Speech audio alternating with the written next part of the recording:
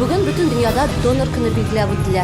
Әлеге акциядан шоңгы студентлар да читтә калмады. Бүген консул үзәге белгечләре социаль педагогия технологияләре һәм ресурслары институтына үзләре килде. Теләге булган һәркемгә кан бирү мөмкинлеге тудырылды. Студентлар башта җентекле тикшерү узды, алар өчен баллы чәй әзерләнгән иде. Аннары гына егет һәм кызлар кан алу бүлмәсенә үтте. Акциядә 60-тан артык кеше катнашты. Пединститутта Лисан Ханова булып кайтты. Шолыда шәһәр күләм шимбә өмәсе үтте. Анда 37 меңгә якын кеше, 5 меңнән артык оешма предприятие катнашты. Шәһәр хакимияте җитәкчеләре Муса Җәлил скверында агачлар утыртты. Өмәдә шулай ук президент белән бергә җәмәгать үзәге вәкилләре катнашты. Барлыгы Шолыда 338 төп агач утыртылды.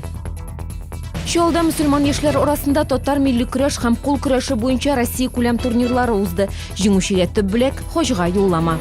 Әлеге спорт чарасы даими оештырыла, аның географиясе елдан-ел киңәя.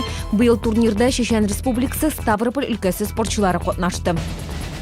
Шолы ТВ каналында шәһәр җитәкчесенә сорау бир проекты старт алды. Бу ялларда сәүдә кварталында безнең иҗат төркеме эшләде.